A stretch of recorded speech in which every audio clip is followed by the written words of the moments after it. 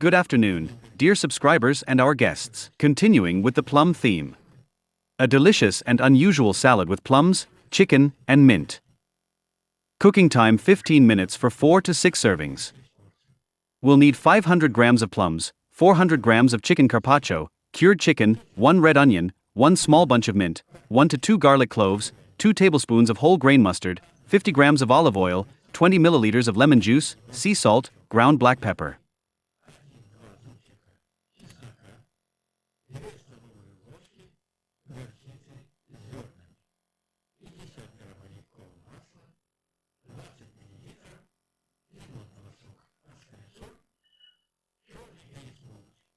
For the dressing, crush the garlic with salt into a paste, mix with mustard, lemon juice, oil and season with pepper.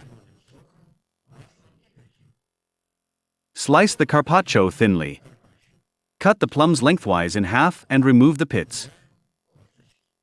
Cut the plums into quarters, sprinkle with coarse salt and pepper.